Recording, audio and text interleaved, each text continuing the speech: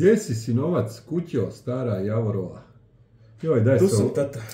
ajde se okani malo tog mobitela, više oči ćeš izgubiti. Imat ćeš ovakve pepeljare od tog mobitela. Ne moram biti u toku, to sam ti već rekao Ma, 500 u puta. toku.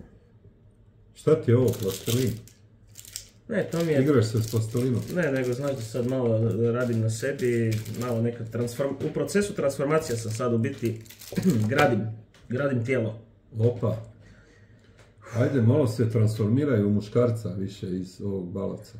Pokušavam, tata, pokušavam. Stalno imaš neke transformacije, a još nijedna nije ono meni u korist. Ono, muškarac koji radi, diže se u 6:15, ima plavu kutu, radi negdje u TPK, dolazi kući, ima plaću, plaća režije.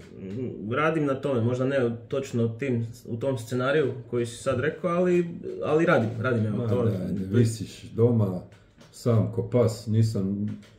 I da, šta je zašto se ne družiš s nikim? Di su neke žene lepršave da hodaju po kući, di su... A lepršaju po gradu. Po gradu. Prije si znao dovest, ovi tvoji su me maltretirali tamo i da izdržim kad ti dođu ovi tvoji kao prijatelji. Ekipa, banda. Pa nema više nikog, šta si? Ne, sad sam si odlučio, tata, da doma mi je mir. Mi smo ti sad na drugim lokacijama, družimo se na drugim lokacijama, sastanci su na drugim lokacijama, sve je na drugoj lokaciji. Aj, hvala Bogu. Da. Jer se pitaš možda, ti dođe nekad ono, kako više niste doma, kako Pa više dobro, niste... pitam se nekad kako to da niko više nama ne dolazi. Malo mi je čudno, ali sam mislio kakav si prgav i žbaljav, možda si se posvađao sa svima. Ne, nisam. Evo sad kad si već započeo tu temu, moram ti reći, u biti je, evo, kako da to najkraće moguće kažem, do tebe je. Ja. Evo, do tebe je, tata. Ja, već osjećam ono nevolju u zraku, do mene. Do tebe, da? Kupujem one grickalice, sokove, ovo ono, tamo vam napravim vam gnjezdo, ko hršci ste kad ste kod mene, sve imate.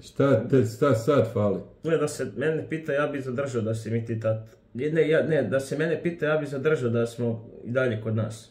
Ali ekipa se počela žaliti na tebe. Evo, sorry, možda je bolno, ali ekipa se počela žaliti na... Šta bolno? Šta na mene? Kakve ja imam veze? Pa ne znam, nekako loše, mislim da loše svojom pojavom možda smetaš ljudima, evo. Ne znam, jesi se kad zapitao. Kako misliš pojavom? Pa, evo, neke od stvari koje su mi rekli da ih smeta, na primjer kažu da si ti prenamrgođen. Dakle, izgleda da imaš facu, možda se ni ne trudiš, ali imaš facu koja je namrgođena, jednostavno... Šta vas briga za moju facu? Nisam ja klaun. Gle, ja sam njih pozvao ako hoće opet doći, ali molim te ako ih pozovem, ili možeš ti staviti barem neku masku pajopatka ili nešto da se smiješ onak samo. Znaš one dječje maske, pa možda kad prođeš pa bar gledaju, kak je danas nasmijan i to. Ti to meni predlažeš da hodam u kući po maskom od pajopatka? Ako želiš zadržati neku reputaciju onak dobrog čovjeka, možda, ne znam. Ajde, molim te. Druga stvar. Ti ja stavim masku. Druga stvar. Ne možeš, tata, meni dođe ekipa, ti prođeš u boksericama, prolaziš iz kuhinje. Kod kuće sam svoje vlastite, šta bi trebao se obući u odijelo radi balavaca nekih? Pa znam, ali baš da si onako, znaš, ja usred sastanka držim glavnu riječ, još se ustanem da budem viši. I ti prođeš u boksericama i automatski žare više nije nemam tu nisi više reputaciju. Da, nisam više car, da. Nije žare care, nego... Da, to je, onda još tata, mislim, to isto. Znači, odeš iz dnevnog boravka, prođeš gdje smo mi, dođeš do kuhinje i tako ga okineš. Dakle, zatrese se i susjedova soba. Moraš malo paziti, čuje se to sve. Sine, to su te godine, malo se probava promijenila ovo ono i šta bi trebao stiskat da mi pukne debelo crijevo? Pustim ga kad mogu, šta? Ali ti ga pustiš, to je već filharmonija koliko to traje. Ajde, šta ste vi, neki manekeni, šta ste, koji vam je Bog? Ne, treća stvar. Moraš prestati, tata, mislim, jedeš onaj špek, kulen, to je... Tako je.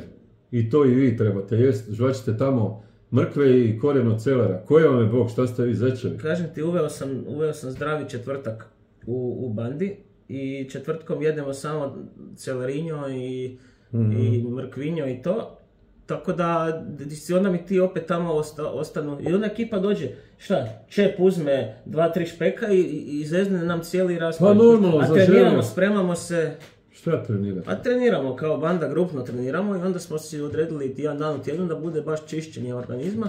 I onda... Dobro, onda sva sreća da niste više tamo. Ako vam sve smeta moje prđenje i moj špek, onda idite na livadu. 4. stvar. O, ima i 4. Riječ je o tvojoj muzici. Ne odgovara. Ne.